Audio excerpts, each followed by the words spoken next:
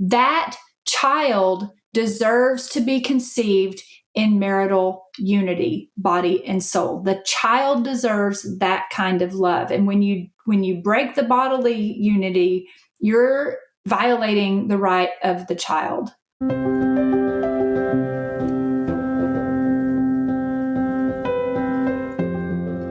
Welcome to Matters of Soul Importance, where we dive deeply into topics of both earthly and eternal consequence. I'm Roxanne Solonen, faith columnist and features writer for the Forum, author, and speaker. Today's guest, Dr. Stacy Trasancos, isn't new to Matters of Soul Importance, or to me.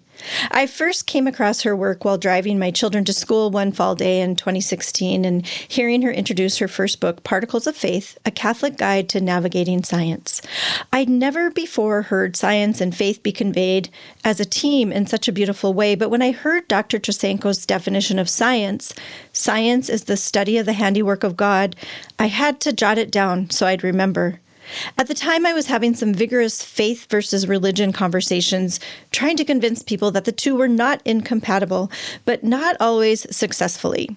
That one line brought it all together so beautifully and so simply, and it remains embedded in my head and heart whenever I see people trying to divide the two. Dr. Trasancos has gone on to author more books since then and continues to be a reliable communicator of matters of earthly and eternal consequence. Her most recent title, IVF is Not the Way, is the topic of today's episode.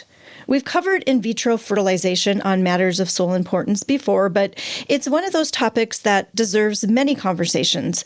The implications of how we proceed in this realm are more weighty than most understand. We owe it to future generations and ourselves to really understand why this is such a controversial topic, and through thoughtful discussion, peer into the heart of the issue. And what is at the heart? The dignity of every human person. And where do we discover that? By an examination of God's design for human beings as seen through the eyes of Jesus and his church. And now that last line might cause a few heads to spin. What does that mean? But we don't have to stay in confusion. There is an answer to this question, and I promise you, it's beautiful. We'll do our best in the time we have today to begin to peel back some of the layers and offer the truth in a way that I hope will bring peace and hope to the hearts of many. Today, we will answer the question, is artificial procreation misleading? Without further delay, let's hear from Dr. Trasancos herself.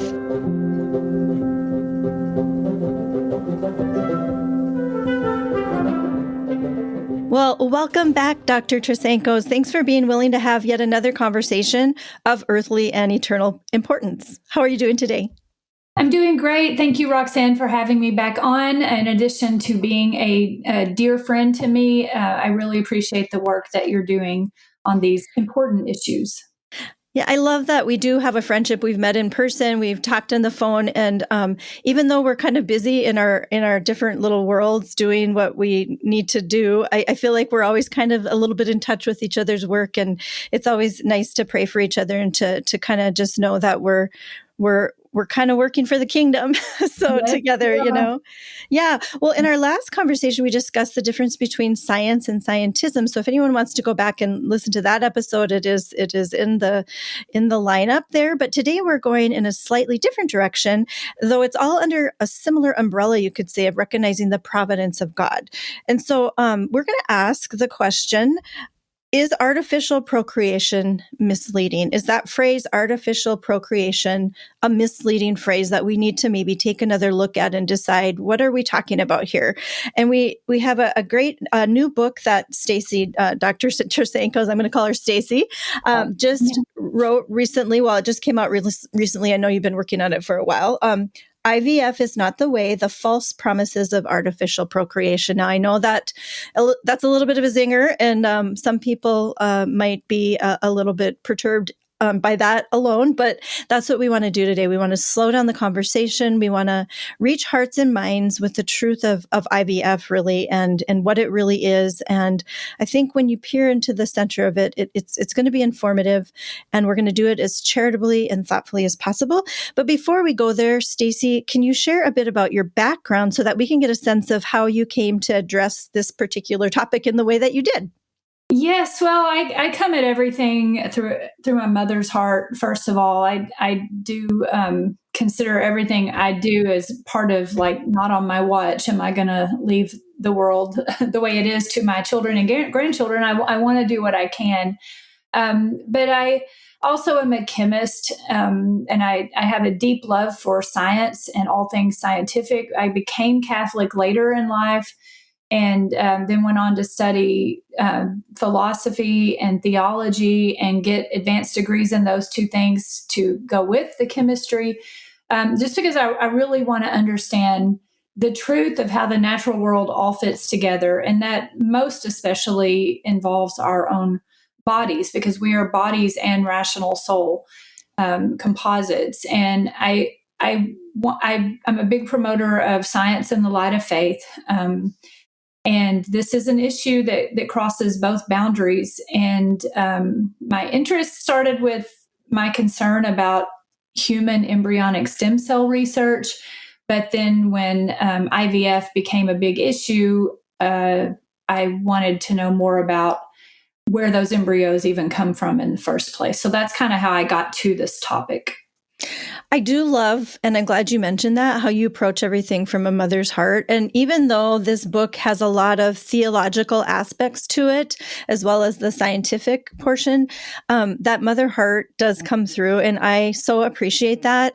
As you said, we're like not just like separate, beings with compartmentalized, like we're a whole, like, so everything we are, and especially our life as domestic, mothers, and the heart of the home and the soul of the home, we have a particular perspective, but I think it can be informing for anyone. So with that, I know there was something too that you mentioned at the beginning of the book that had happened that kind of prompted this particular book, and that was President Trump had kind of come up with some statements that were maybe a little bit confusing to some of us who have been kind of studying, looking into this. Was something that kind of prompted you to sit down and flesh this out too, right? Yes, it did. That was what prompted it, because during his campaign, before he was even elected, President Trump said that he would increase access and make more affordable in vitro fertilization, assisted reproductive technologies, because he sees that as a way to solve the low birth rate crisis and to promote families. And a lot of people follow that logic, that this is a good thing because it helps couples have babies. And on February 18th, he issued an executive order, which kind of shocked a lot of people in the pro-life movement. But the executive order was only a 90-day policy review to come up with recommendations for lowering the cost and barriers to IVF. What he really did with that move was start a conversation. That we got the book out within the 90 days. So we got it out in early May before the 90-day policy review was up, tried to make a lot of noise, tried to get the message. A lot of people were doing the same thing, trying to get the message to President Trump and his cabinet that IVF is not the way. May, the 90-day policy review has come and gone. We've heard nothing. So I'm at this point taking that as a hopeful sign that the message got through loud and clear, that while we do want to promote families, you've got to promote families as families. You can't promote families on one hand and then try to break apart the very institution of marriage and being open to life that underlies the family. So we'll see what happens. Anyway, it was a chance to get the church teaching out to people, because I think we all realized that while we might feel like we're in the minority sometimes as pro-life people, which it's about 50-50, so we're not really in the minority, when it comes to people who understand why IVF is immoral, we're really in the minority. Yes. There's a very small percentage of people in that ship. So it is a good conversation to have regardless of executive orders. Absolutely. Wow, you really had to push this book out quickly. I mean, you didn't get your 9 months of pregnancy with this book. You had to jump on it. So I was glad. Yeah, I was glad to get it done. Right.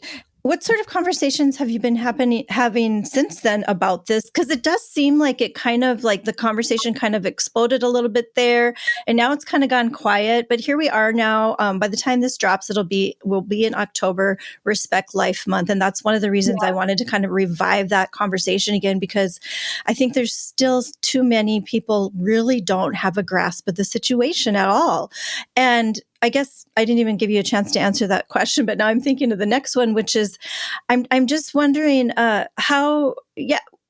where do you think, do you think people are starting to be more aware? And if not, where do we begin, Stacy? I know you kind of took the approach of way, way, way back. We're going to start with existence of God, which I think is a really good place to start, because so many of these conversations, that tends to be what happened. We start down this road of discussing various issues in our culture, and it always comes back to God's existence. Yeah.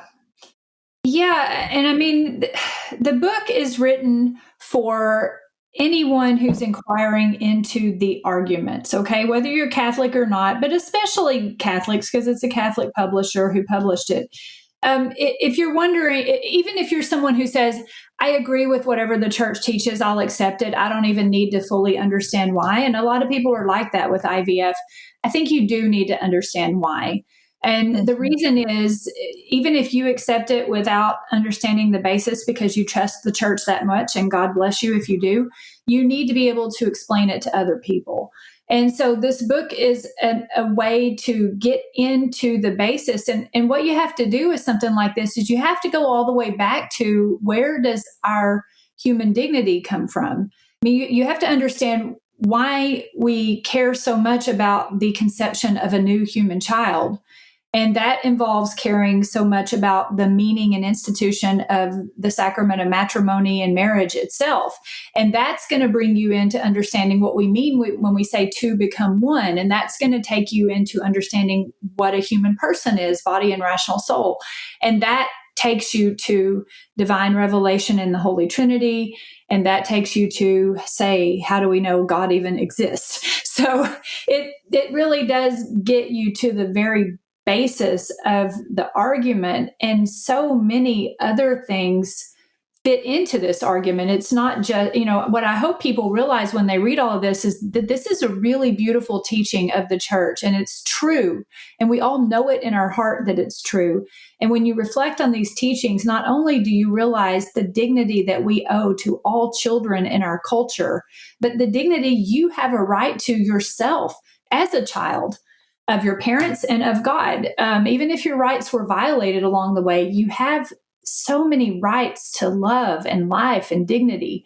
So I love that this argument forces us to think about all those things. So obviously you wrote a whole book about it. And so, you bring us very rationally, very thoughtfully through everything.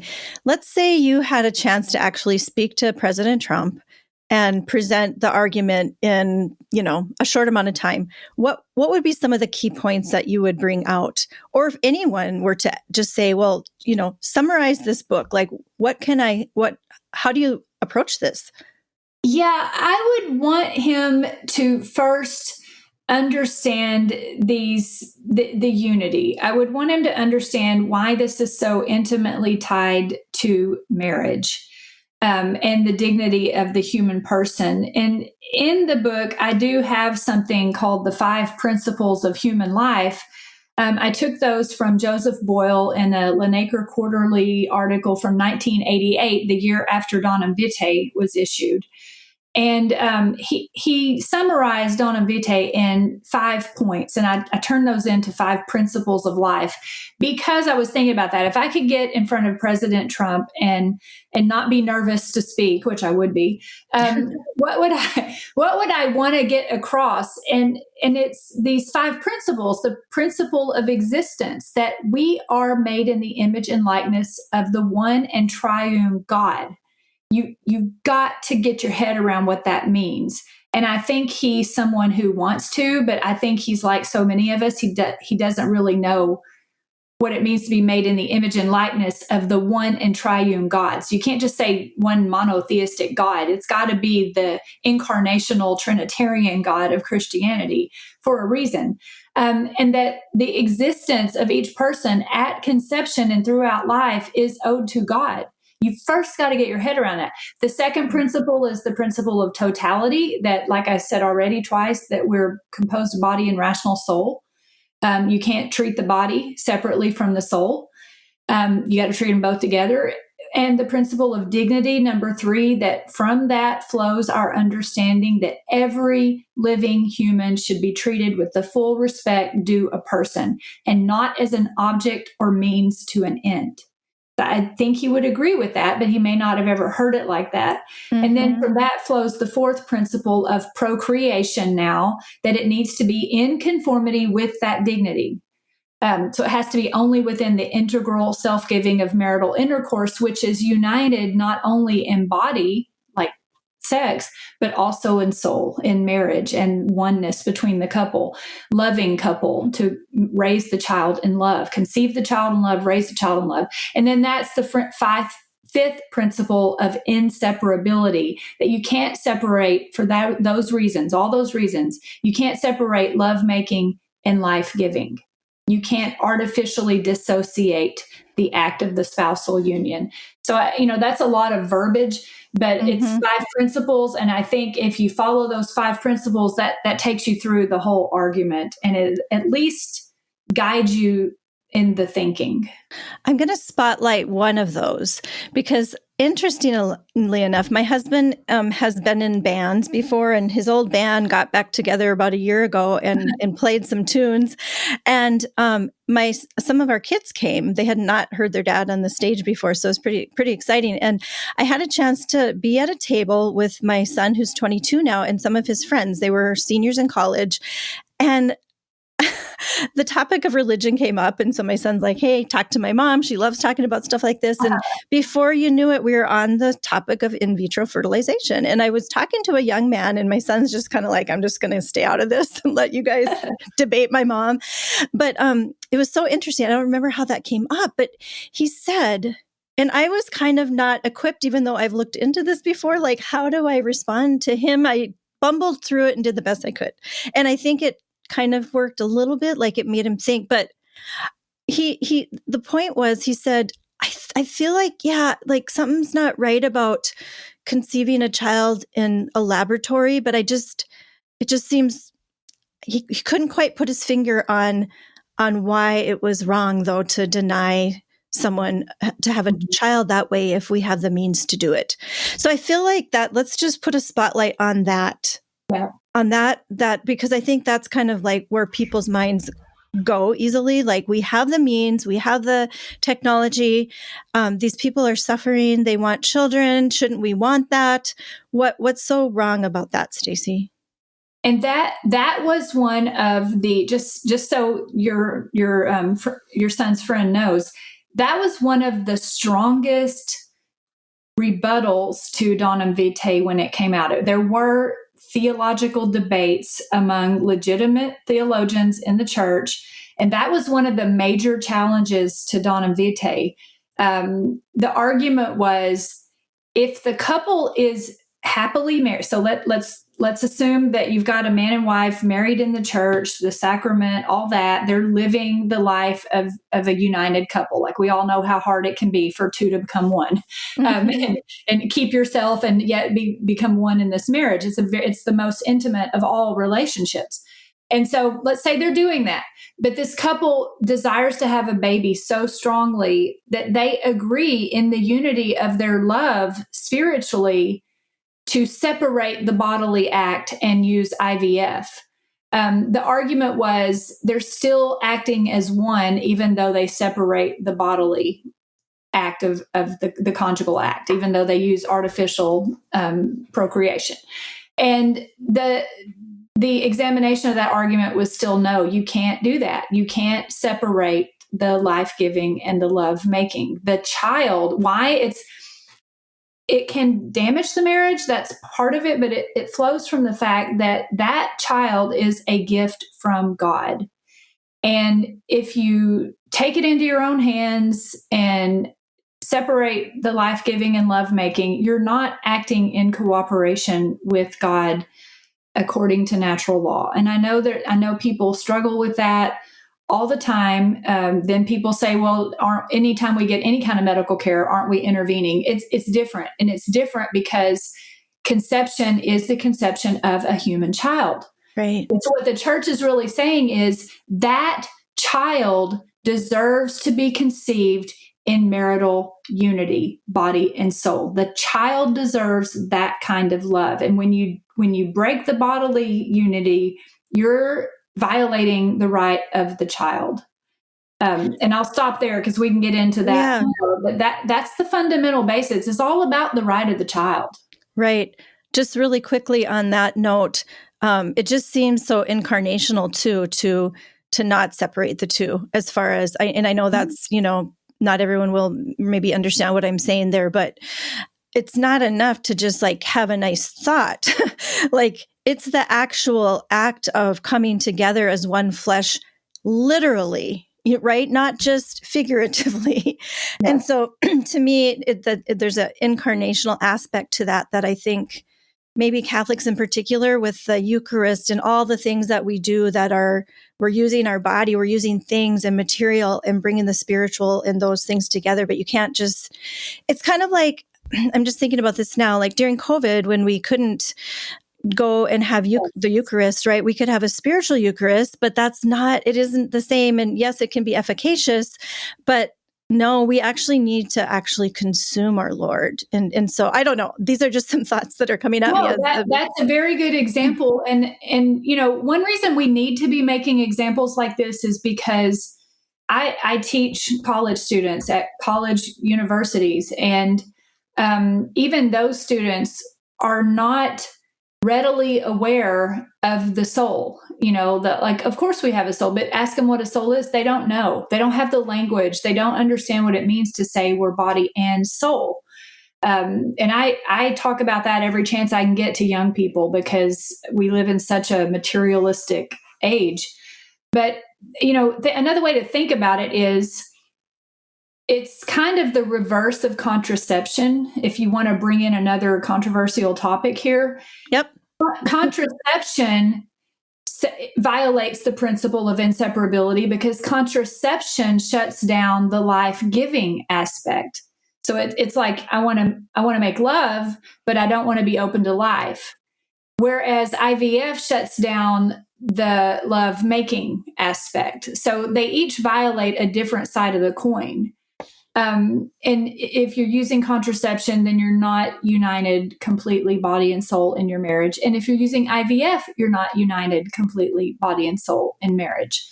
And that just brings us back to what you asked in the first place here in this part of the conversation. Why can't you do that if the couple really wants a baby? And I can say more about for that answer. I actually talked to people who did it, and I think their witness has the best answer to that. Okay. Yeah. I'm writing down some questions here. One of the things you bring up, and you just touched on it again, is the coercion of our will. I mean, this is something we really miss in both of these examples where are we as Christians, are we willing to trust God with our lives and our fertility and everything else? Or are we going to put our stamp on it and intervene and decide to step in where maybe God should be? You used the word coercion. I can't remember exactly, but it was kind of in relating to, this topic. Can you explain that a little bit? The difference between, so it was when you were talking about the child as a gift, and a gift can only be received. And so do you want to share a little bit about that? Because that idea is pretty profound. I think we take the idea of a gift maybe a little bit too lightly and don't really understand what that means, especially when it comes to the transmission of human life. Like we are creating a brand new soul with God's cooperation that did not exist before. It's mind-blowing. And so what happens when we intervene and try to take apart there and maybe grab, it's like God's doing his thing and we're taking his hand and trying to guide it, And 20, 30-year-old Stacy wouldn't have understood this very well. I don't even know if 40-year-old Stacy would have understood it, but 56-year-old Stacy with 7 kids who are mostly grown. My youngest one is 14. And 7 grandkids ranging from age 5 to age 18. I feel like I have enough life experience now, and I think I needed that life experience to get this point. When you don't cooperate with God's will, things go badly. and if someone's, so are we now making just a religious argument for IVF? Well, I mean, everything comes down to God. If and these are conversations we need to have. Why does it go badly? Well, I can give you just natural reasons why, but I'm not going to lie; they're all connected to God exists. But when I've tried, I can look. I have enough decades behind me now. I can look back at my adult life when I've tried to coerce and go in my own way. Things didn't work out. I didn't trust in the teachings of the church, and I thought I knew better. And I made a mess of things, and I had to live through cleaning up that mess. And so I've kind of learned now to trust the church, because when I tested it myself, it didn't go so well, So I think older women, especially like us, have. Not saying you're old. I'm old. Old. I just turned 57. I think we have an obligation to tell these stories to the younger generation, and whether they want to listen or not, I think we still have an obligation to tell them. God will work on them whether they listen or not. But the most heartbreaking aspect of writing this book was when I interviewed couples like the one I was talking about before, couples who love each other, united in marriage. They were committed. They just couldn't bear a child, and they so desperately wanted to that they used IVF and didn't even know it was wrong. They didn't know the church taught that it was wrong. And that the woman I talked to, 2 of them, they said something broke in our marriage. And I really wish somebody had told me what the church teaches and why, because when we chose IVF, the medical community around us got us on this tunnel track. IVF is the only solution. It's the only way you're going to be able to get what you want, that baby that you conceive together. Yes, you have a right to that. And no one ever stopped them and said, maybe you shouldn't do this. Maybe you should accept your infertility and go another way, or ask God what you want to do. The medical community is not going to do that. They kept them on the IVF track, more money, tens of thousands of dollars. They broke the bank. They spent everything they had saved up. They couldn't get pregnant still. They told the woman, you have something's wrong with your eggs. They are not getting fertilized. Why don't you use another woman's eggs from a bank? So they went that direction because they're already into this so far now. Used another woman's eggs, had 2 beautiful children that route. Of course, don't regret their children at all. But she said 13 years later, after years of tears, I look back now and see how we broke our marriage with that decision. Not only did we put financial strain on us, I couldn't quite get it out of my head that our children were conceived because my husband masturbated in the closet. That's how they get the sperm. And she said, I never thought about what I was going to say to these children, that I'm not their biological mother. We had extra embryos because it was so expensive that we stored in the cryogenic tanks, because they offered to do that in case you want to save money down the road and try to bring another one of these children to viability. She's like, it turned off our ability to communicate. There were so many weighty issues like that get at the core of our marriage. We couldn't talk about them. We got the baby we wanted. We got the second baby we wanted. We're supposed to be happy. But she said, in retrospect, we couldn't communicate about the children in the storage tank. We couldn't communicate about how awful it felt that our children, the doctor was the one with me on the table when I conceived, and it was like we didn't even need each other to make these children. We don't know how we're going to tell our children I'm not their biological mother. She's like, it broke our marriage. And she said, my biggest regret now is I have adolescent children who haven't seen a healthy marriage. And now I'm very concerned that going into the next generation, they haven't seen it modeled. And she's like, I in tears, I don't know how to get out of all this. I just wish they had told me before I got here. And that broke my heart. That, I really focused on hope at the end of the book, because even with this woman I was talking to, who's anonymous, we agreed there's hope. I mean, all God wants us to do is turn back toward the good. Whatever we've done, and all of us have turned away plenty in our life. That's why we go to confession. All God wants us to do is turn back toward the good, just a little, and you'll get the grace to fix things. So, that's the hope. We want to spare people pain by going down this path in the first place. But even if you do, give it back to God. Yeah, absolutely. One of the questions I wrote down, you started answering it just now, and that is what could go wrong? Because I don't think we always, as a culture, we're so brilliant, and we have all these solutions, and we're on this fast track, and we're just going forward at light speeds ahead, and we're not stopping to think about things until we're damaged, like you just talked about. And everyone's rushing to get the best new thing. And it's very prideful. And we don't stop and pause. And that's what I want to do.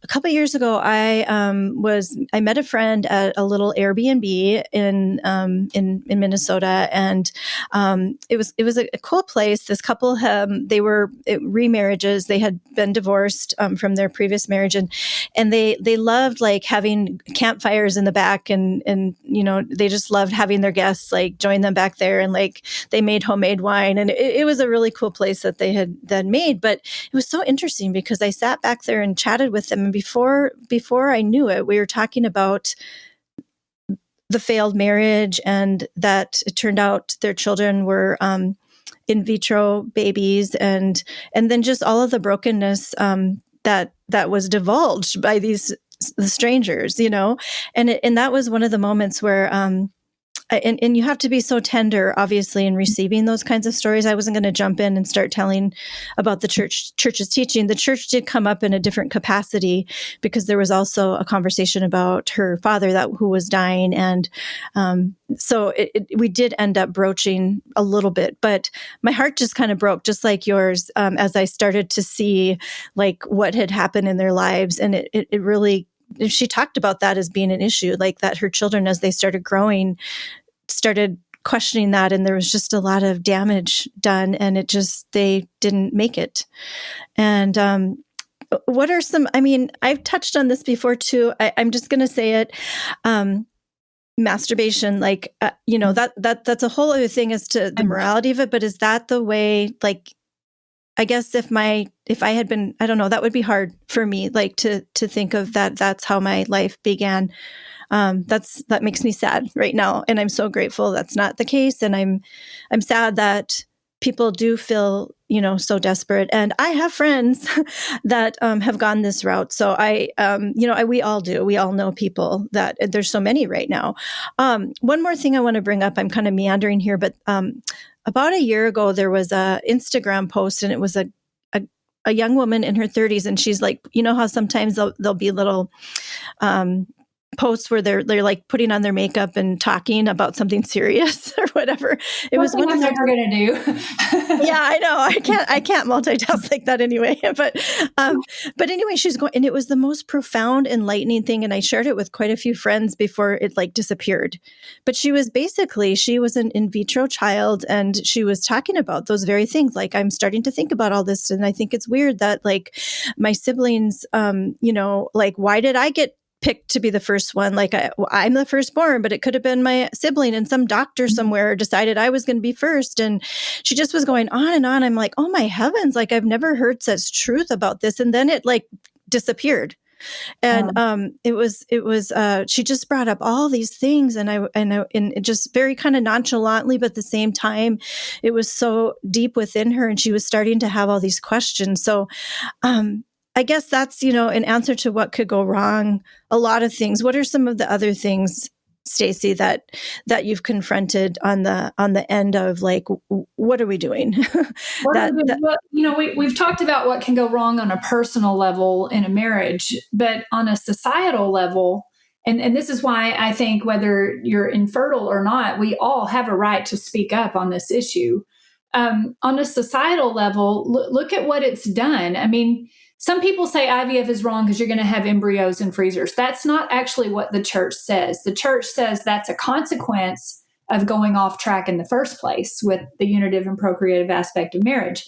But what we have now since the 1970s, when the first test tube baby, it's not actually a test tube, it's a petri dish, but that since that first baby, we're not talking about that much time. Like the first in vitro children are just getting old enough now to maybe start to be grandparents themselves. So since that short amount of time in all of human history, there are millions of embryos in freezers. In the United States alone, there's estimated between 1 and 4 million human embryonic children in cryogenic nurseries, as they call them. They're alive, but not allowed to develop and grow because nobody wants to raise them yet, if you want to be blunt about it. Why is it 1 to 4 million? That's because they keep better records of livestock than they do human children. And it's unknown the exact number of embryos in these cryogenic storage tanks because they're not reported consistently. So we've got millions of these out there. There are over 100 cases in the court dockets right now of cases where something went wrong with the cryogenic storage tank and it became unplugged or without electricity, or someone took the embryos out and let them thaw, and they died. And so the parents are upset and they're trying to sue for wrongful death of a child, which puts the parents in a position of having to answer the question, is that my child? Yes, it's my child. Well, you were going to kill the child anyway if you decided not to raise it. Yes, but that's my right to do it. It's raising all kinds of really strange questions in our society about what to do with these children. And as Catholics, the whole question about embryo adoption and all that comes up. There's no clear answer what to do. There's not enough people to adopt all the embryos and bring them to life. They're going to have to die at some point, and people have suggested just unplug all the freezers, baptize them all, and let them die naturally. The problem with that is there will be more in the freezer the next day. Oh my gosh. So, we are in this predicament as a society, not just in the United States, but in every nation that uses IVF, which is most. And who's going to figure out what to do? Because it's just growing every day, more and more and more embryos. So we're running into this wreck ahead of a really hard decision that we're going to have to make. Well, here's another thing too, just on a financial level, and that's why when President Trump was talking about like funding IVF or whatever, it's like, wait a minute, this could get like there's real needs of the human beings that are already here that need help in that way. And so now we're going to put like billions of dollars into creating new humans. And again, I know it might seem really callous to speak this way, but we're just speaking the truth of what's really happening. I know that it's not like on the personal level right now, but we've got to look at the big picture too and what's happening. And we've got to be honest and just not rush ahead, which we already have, right? As you're saying, like the train wreck has already happen. And now we're just kind of looking at the mess and the collision and trying to figure out what to do with it. And I don't even know, like, where do we begin? That's one question. But before we ask that, I have another one before we go to break here. And it is going back even further to just the discussion itself. What do we say to those who say, but I'm not even religious, I don't believe in God, so this doesn't affect me and you need to stay out of my business? What do you say about that? I say if you're in front of someone who's saying that, like you found yourself, with your son's friend, know the arguments all the way back to God exists and be ready to enter the line of argumentation wherever that person is. That is literally what it means to meet someone where they are. You need to equip yourself with the church teaching so that you can, the person doesn't even believe God exists. Well, before you talk about IVF, let's talk about that. And it's okay just to assert the truths, because they do strike a chord in the heart. That's a poetic phrase. I'm not very poetic, but I think we know what that means, that it's true when you hear it.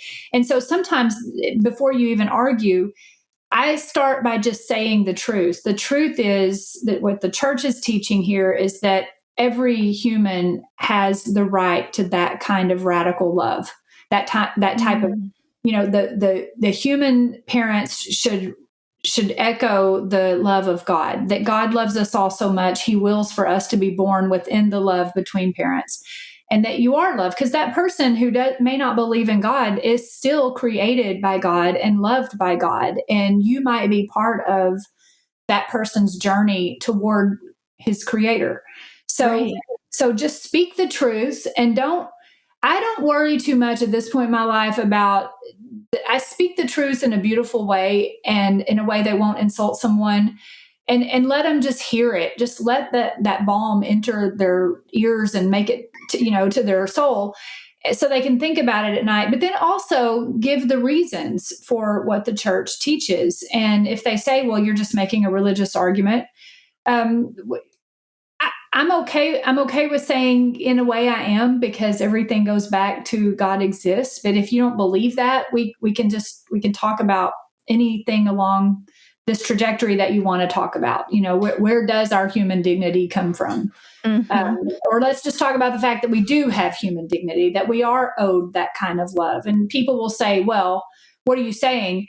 That children born from single mothers who aren't married, they had their rights violated? That's exactly what the church is saying. It doesn't mean everything is broken and never again to be fixed. It means if there's a mother who brought a child to life single because the husband wasn't there, or for whatever reason, even if it was natural death, there was a violation there of what the child was owed.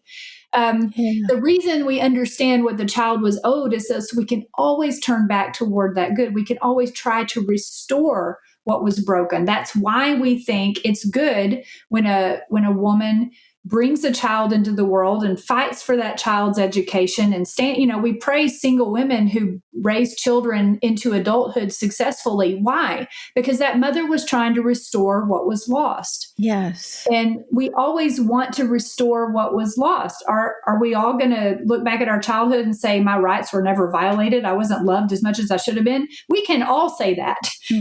But understanding what that purity of love looks like, that ideal, that perfection, gives us a guidepost of where to turn. And so even if we don't believe in God, we can all look at the guidepost. I really liked that part of your book, and I underlined some things around that section where, instead of, because I think a lot of people will say, well, that's, life is like this, and this is how it is, and this is what we're stuck with, or whatever, instead of saying, what is the ideal? Let's start there and see how close we can come to that, because I think we've just given up on that there's ideals. We're so broken that we kind of forgot that they're even there. And so why even try? Why set the bar high? But the bar being set high is that purity, like you said, and I mean, that's the mind of God, right? He had a beautiful plan, and we're kind of messing it up, but that doesn't mean that we should ignore the plan, and try to strive to come back to it, which is what, like you said, a single mother trying to raise her child is doing. Of course, there's a brokenness there. One of the things I want to say right before I go to break, I delighted in the fact that conversation I had in that bar with a young man, he was newly married. And even though I don't know how far we got with the actual argument, I remember he said, just his doubt, he said, I don't really understand it, but I there's something about it, it's not quite right. And that's that human, we know if something is right. We know if it's better for our parents to have come together in the marital union than having our father masturbate. And I know I'm being kind of graphic here, but we know on some level, without thinking it through too much, it's written in our hearts, right? That truth. Yeah. All right. Well, so much more to say. We're going to take a quick break and then we'll be back with more matters of soul importance and asking the question, is the term artificial procreation misleading? So maybe we'll start with that on the other side of the break. Be right back.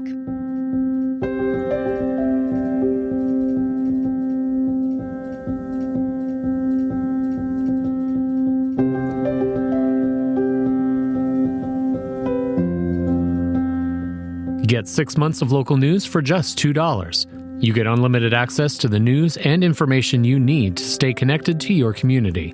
Visit inforum.com/subscribe to get 6 months of local news for just $2.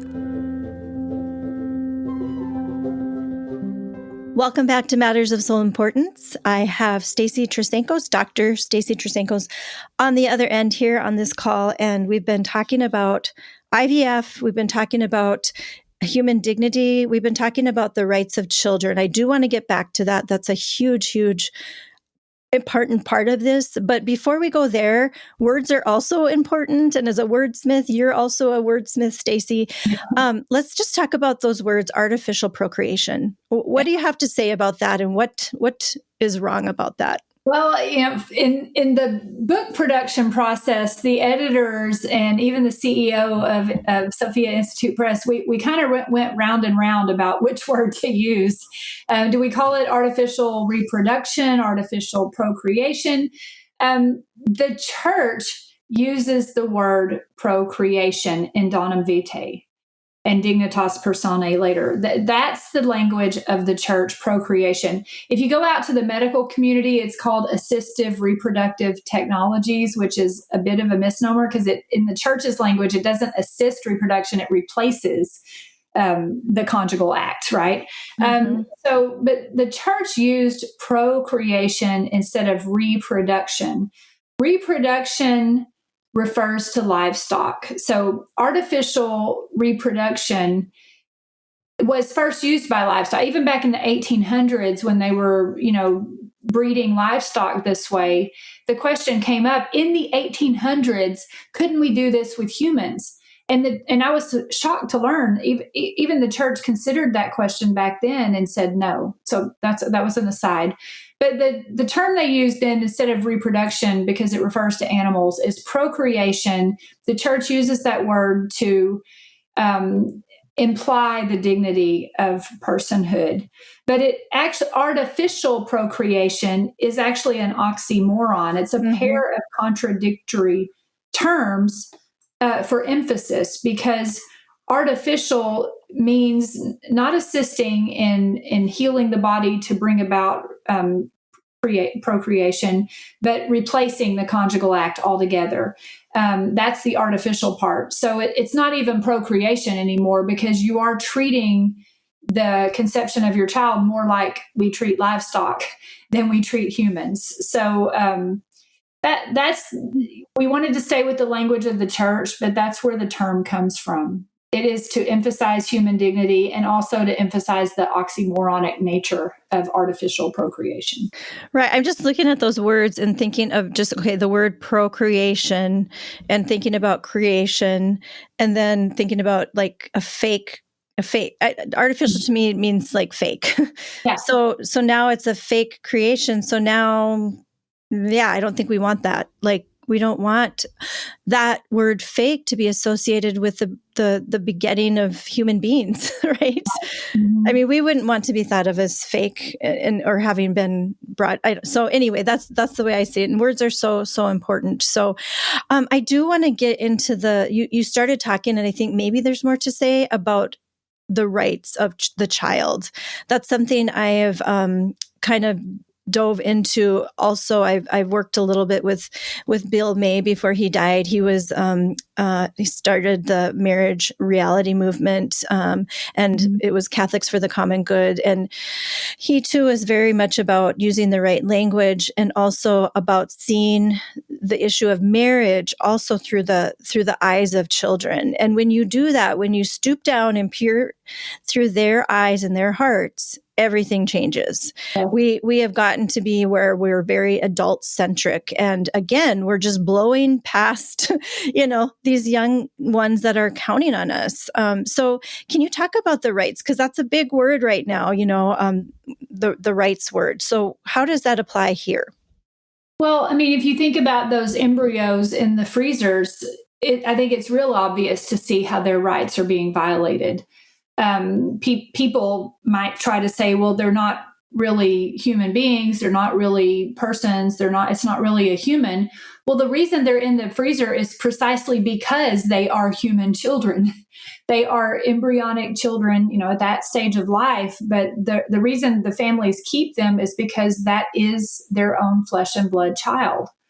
That child has a fundamental right to life and to live that life, to be, brought to viability naturally in the mother.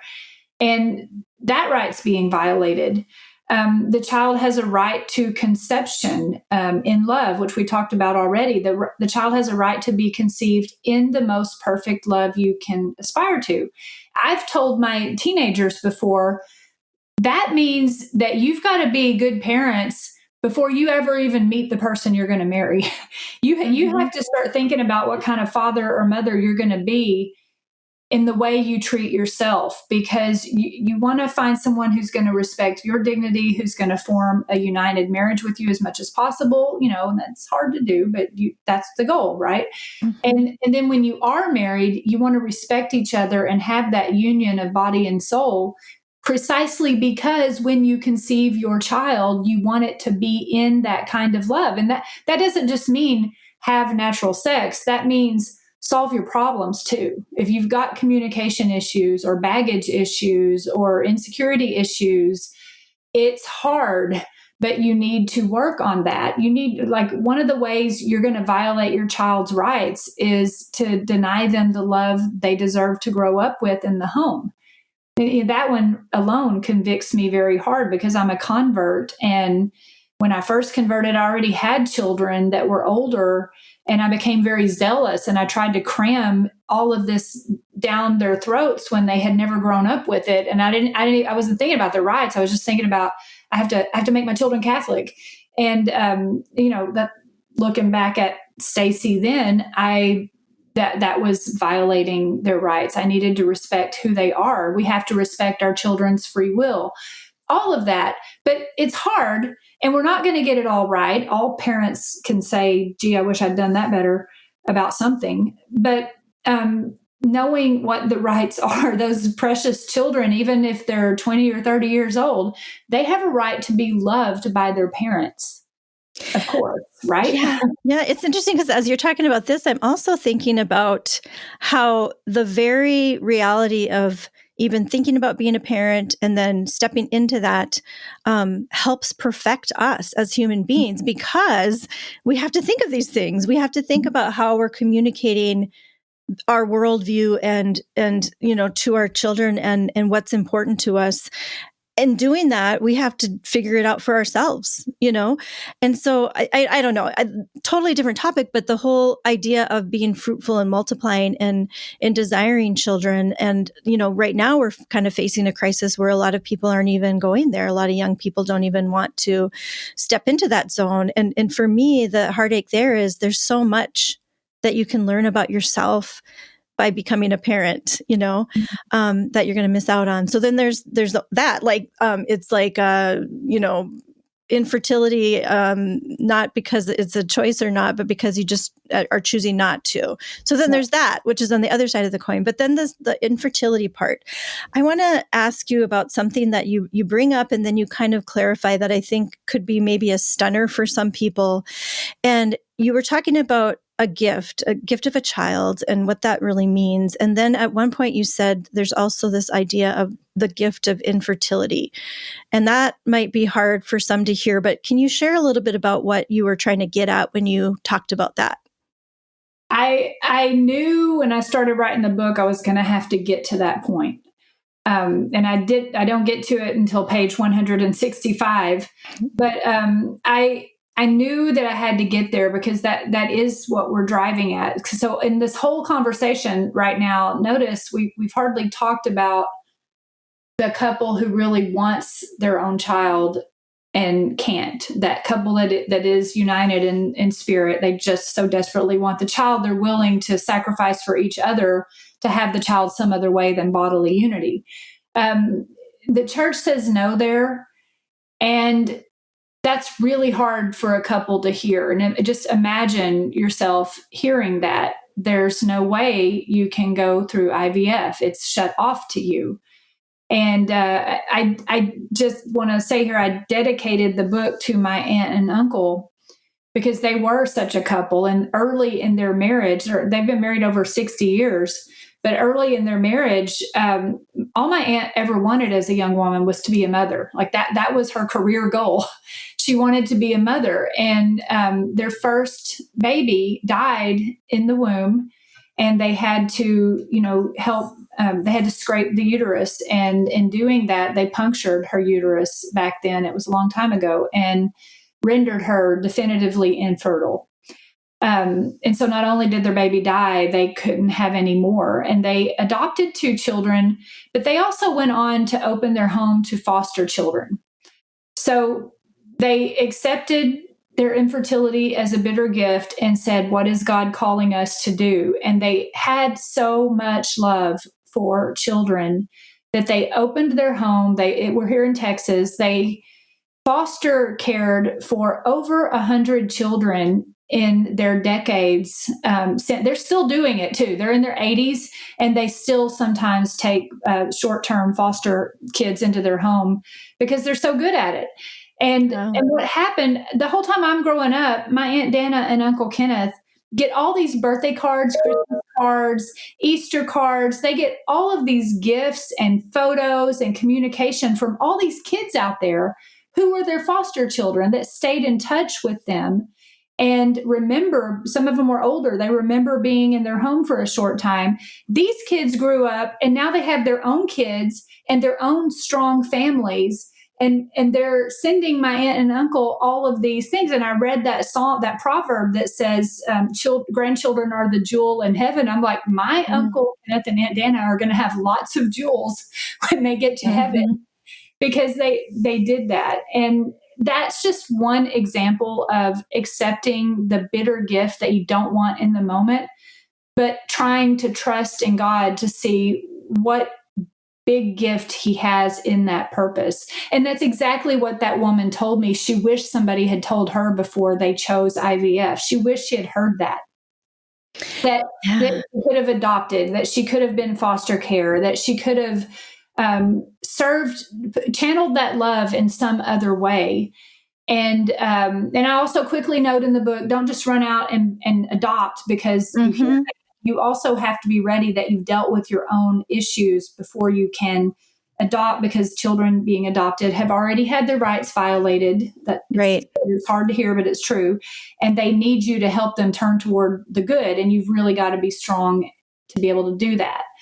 But that's what we're talking about in the big scope of your life. If you don't get the gift you wanted in the moment, you've got to be willing to ask God, what is it you want from me then? And then you've got to trust that the greatest blessings in life are going to come from when you follow the hardest teachings.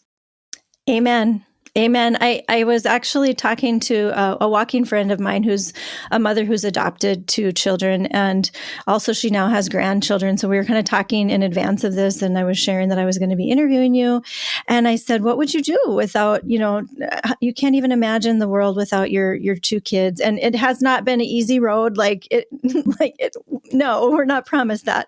And then she said, and my grandsons too, that's what their yes said, after they couldn't conceive. And it's just like, that's her whole life. That's her whole world. And another point that you said that I really experienced that too when we embraced natural family planning, because that was not an easy teaching either to embrace. And in fact, I was telling my friend, my natural family planning instructor, abandoned me, and after years of teaching it, her husband got a vasectomy, and I was just shocked. She was my moral support for moving through this, but what happened is after that, I had to make the decision, and I had to look into things, and I had to dive in even harder, and do the sacrificial thing and trust the church's wisdom on that. And more children came after that I wouldn't have in my life. And I'm so grateful. But it made me, once I crossed over that barrier, all of the church's teachings made sense. Like once, it's like the blindness of anything else that I was still questioning was just gone. So I truly believe what you said there. Like once you make the hard decision, but that you know it's right, even though it's going to be hard, something happens. There's like a profusion of grace that spills out on the other side of that. And now getting to where we're at now, where we're past childbearing, I'm so grateful. I'm so grateful that we were open, even though it was hard. And it was like every child, like, it's like, can we do this? And it's like, and then you look at your little family, all the little birdies in your flock, and it's like, how beautiful and how messy and how hard and how beautiful, So that was kind of a little rant that I went on, but no, it is. I mean, fertility can be a bitter gift too to some people, and what we're saying here is that suffering is a bitter gift. Suffering is a bitter gift. If you're suffering about anything, I was telling my daughter lost a baby that was born prematurely 3 years ago this October, and she's only 22, and she still doesn't, I think, understand fully what it means to say that suffering is a bitter gift, because she didn't want it. She didn't want to see her baby die. She didn't want any of that. And don't tell her it's a gift, because that she just recoils at that, and she should. That's not exactly what we're not saying. Rejoice, but I think she is going to be stronger because of it. And I know in our own life, in our marriage, especially in raising kids, just in my own choices about my career and things I do, suffering is a bitter gift, but suffering will always make you stronger. Good will always come out of it somehow. And you do have to just trust that and take those steps in faith. That's what it means to walk by faith, not by sight. And trust in the teachings of the church. And I have a real heart for getting that message out to younger people, because they don't have the years of experience that we have. It's easy for me to say, I mean, when you get in your 50s and 60s, I mean, every day is just a march towards your death, right? You're just getting older and saggier and unhealthier, and things are starting to fall apart. And, what do you have to look forward to growing older? You just get sick a lot. But that's part of it. You learn how to accept the bitter gifts of life, because you know that you're going to see the good. You're going to grow stronger. You're going to grow in ways you never imagined until you got there. And it's easy for us to say because we're there and we can look back. That's where my heart is for the younger people, how to convince them of these beautiful truths. And I spend a lot of time thinking about what kind of older woman do I want to be? I want to be someone they look to and say, I hope I live long enough to grow old, and I want to be like her when I get there. I mean, I'm 56. I'm not old, but still, I want to be a role model like that to the younger women. I think, that's kind of coming up as some different things with our adult children, even recently. And I think the most I can offer is to say, you know what? Like, I went through some of those things, maybe not all exactly the way you're going through it, but here I am, and I love life, and I have hope. And all as they go through things, it brings up the different things that we've gone through. And I think they know, like, we have suffered, and yet here we are, like, smiling and embracing life and embracing our faith. So we do have a lot to offer, I think, as older women and men, that we have gone through the fire a little bit. And are we still smiling? Are we still joyful? That's a huge, huge witness. When you were talking about suffering, Stacy, I thought, as you're indicating, like, we're going to suffer. We are going to suffer. Jesus suffered and died on the cross. Like, he was our model. Like, this is going to happen. So here's my thought. We're either going to go on this path or this path. So we're either going to suffer with the world or suffer with God. And the world isn't going to be it's not a soft landing place. I hate to say it. And I think that's that's the problem. Are we going to suffer with the world that really doesn't care that much about us? Or are we going to suffer with our loving, merciful creator that created us and created us with a purpose and will show us, like the very God that died on the cross also resurrected? Is that where we're going to go, or we're going to go the other way? I mean, I know that part of this involves trust, right? And getting to a place where we can truly trust that. So that's another aspect of it. But as we're trying to share here, if you can get to that place of trust and trusting the church and trusting Jesus, that he take him at his word, it is going to be okay. The suffering, the bitter suffering is going to turn into joy. And so, I mean, that's us. That's what we want to say. Right. Right. Yeah. What other things from the book do you want to highlight? I mean, there was so much that I underlined, and in the end, I'm just like, okay, let's just have a conversation about this. But there were so many beautiful aspects that, it's just full of underlines here. But anything that we kind of didn't, I think we covered quite a bit, but what were some things that we might have missed that you really wanted to share today? The topic of embryo adoption always comes up. When people listen to the whole argument and they hear there's 1 to 4 million embryonic children in storage tanks right now in the United States alone. The next question from someone who's on board then is what do I do? Is embryo adoption okay? So I do want to just give some clarity on that question. The language in, I think it's Dignitas Personae, is that these children suffer from an absurd fate. When you read the document closely, there is no clear solution given by the church. And that's one, I've studied dogmatic theology. That's one thing I love about the church. The church doesn't overstate herself. It's an absurd fate, and that's about the most we can definitively say. What do we do about it? Well, some theologians argue that embryo adoption is immoral because it amounts to adultery with the woman. And by that, it sounds really, people are like, what? What are you talking about?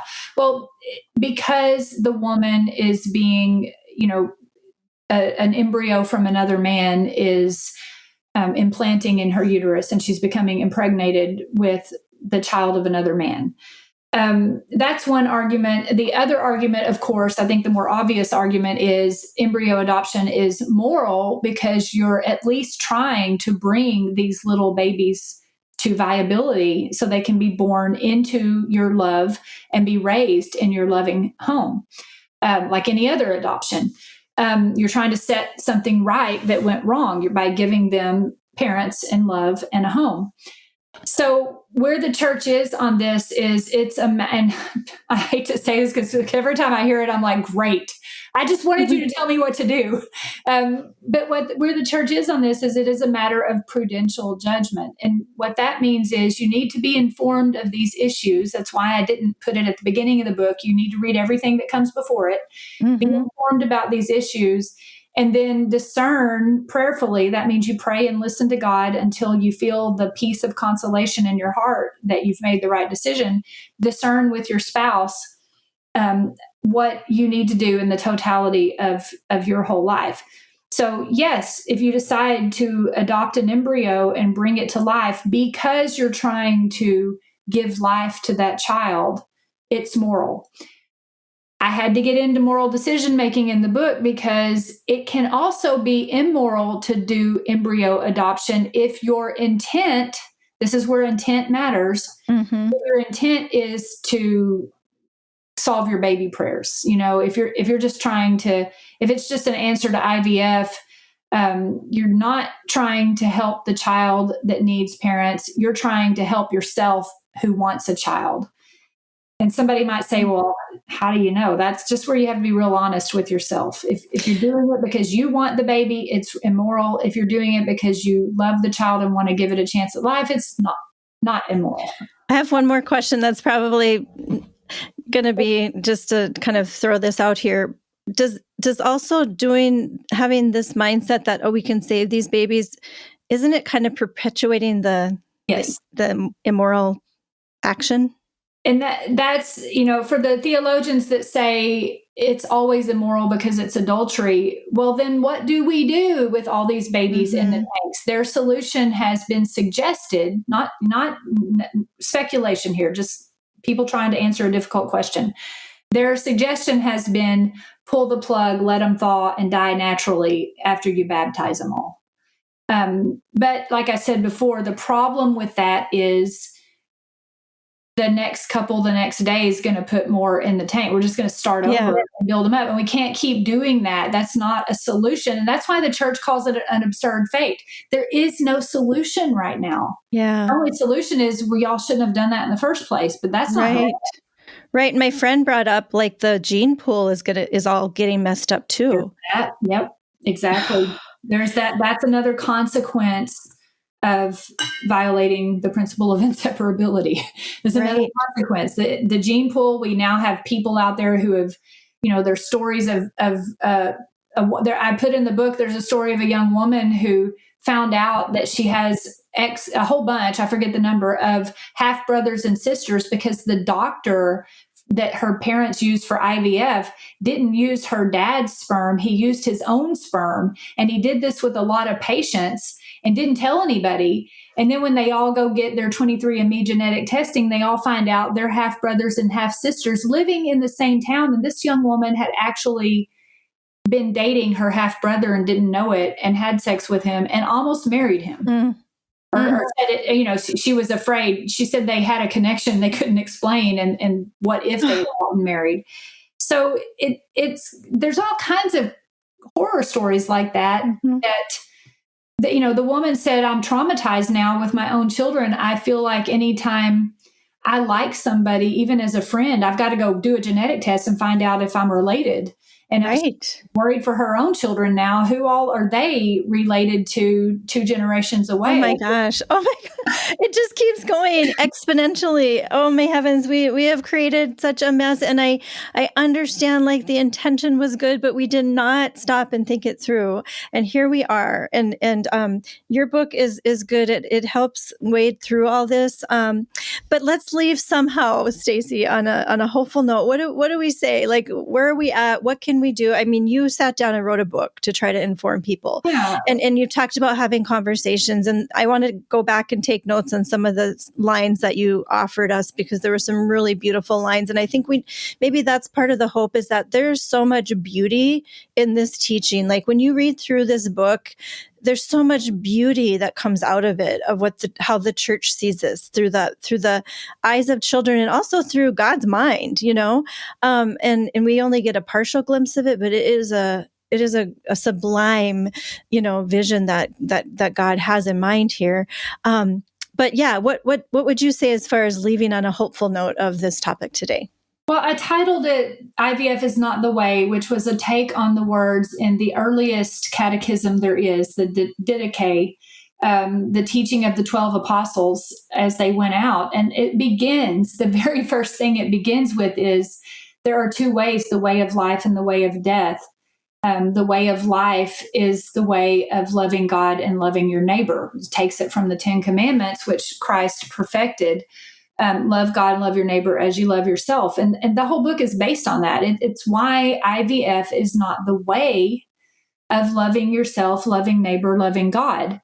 And I used a quote from Dr. Alice von Hildebrand, who I love. Who said, the intelligent attitude of someone who realizes he or she is but a creature is to listen and obey. If you realize you are but a creature, then you're saying, I need to listen and obey, not because the church is some, didactic finger wagging authority trying to ruin your life, but because there is beauty in the truth.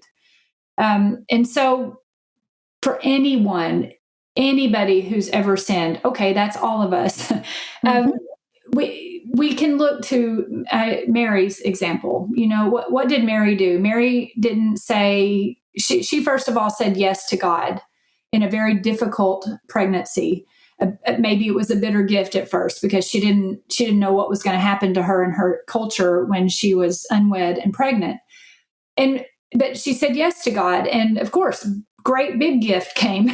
But what did St. Joseph do too? He remained docile to God's word and promised Mary he would see her through whatever God had planned for them. So he fulfilled the role of foster father to complete the family. He didn't demand that the child they raise have his own genes. He said, this is what God has in store for me. And so he took that intelligent attitude of someone who realizes he is but a creature. He listened and obeyed. And always in so many things as women, we can look to Mary and what she did, and men can look to Joseph, and we can all look to both of them to see what we're supposed to do. And so wherever you are in life, that's the real beauty of hope. Wherever you are in life, turn toward the good. So understand what the good is, all the way down to the bottom, all the way back to your creator, that you're a creature. Understand what the good is, and then just start making adjustments in your life to turn toward it. And I'm a convert. So for anyone who's ever done that any little bit, it's so worth it. When you're living your life in a way that's good, you're happy, you're at peace, you're joyful, you're able to survive the suffering because you know the greater joy that comes from it, and you can focus on that. And so the book's about IVF, but the book is really about faith, hope, and love. Yes, it is. It is. And, when you were talking about Mary and Joseph, they really just had a little bit of time on this earth like we all do. We all just get this little blip of a time. But what they did with their yes has resonated, throughout history and throughout eternity. And we actually have a chance to do that too. And we have grace and our faith on our side to do that. Now, I know that's like a big thought, but we can just take it in little bite-sized pieces and start moving. I love that how you very simplified. Just start by saying yes today to God, and start surrounding yourself in people who also are there on that journey with us. So thank you so much. I think we've answered the question, is artificial procreation misleading? So I won't make you try to answer that again as I usually do. There's so much more to this. Get the book, IVF is Not the Way, The False Promise of Artificial Procreation. Also, I'm going to include in the show notes some of those church documents that you've mentioned that really help illuminate this topic. So thank you, though, for helping distill it in a way that we can grasp it and really that it can touch our heart. I appreciate your time so much today, Stacy. God bless you.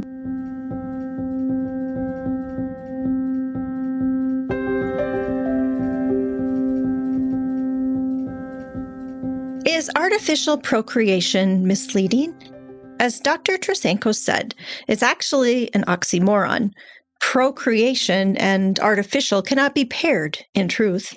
So it's time we expose this phrase for the lie that it is. I did find it interesting how several times Dr. Trasancos pointed out the origins of the industry, how it began with livestock, and that even today livestock are more carefully tracked than even the human beings made in the image and likeness of God through IVF. How far we've gone astray from God's vision when He created Adam and declared this creation not just good, but very good. He still sees us that way, of course, but do we? Do we see our dignity? The answer is pretty obvious just by looking at the daily news. But it's not too late to make a change. We can't begin to sort through the pile of mess we're making in this one misguided area alone, not to mention the other ways we're not following the way, the truth, and the life. But as Dr. Trasancos said, with the encouragement and hope of a mother, wherever you're at in life, turn toward the good. Understand what the good is and start making adjustments to turn toward it. And that's something we can all do every day. I did appreciate, too, hard as it was to hear the line, suffering is a bitter gift. At the point at which Dr. Trasancos uttered these words, it seemed like a spotlight suddenly shone down onto the conversation, because suddenly we were all pulled into it. Who hasn't been given a bitter gift of suffering at some point? It's part of our human reality. I hope that our conversation today has helped you see a little more clearly where life is and death as well in this modern dilemma in which we find ourselves. I'm pleased to note that I have a copy of IVF is Not the Way to give away to the winner of a drawing. If you'll email me at roxannebsolonen@gmail.com, By October 24th, I'll randomly choose a winner and send them my brand new copy of IVF is Not the Way. I'll include my email address also in the show notes. In our next episode, we will ask, who said the family that prays together stays together? Until then, don't lose sight of the light.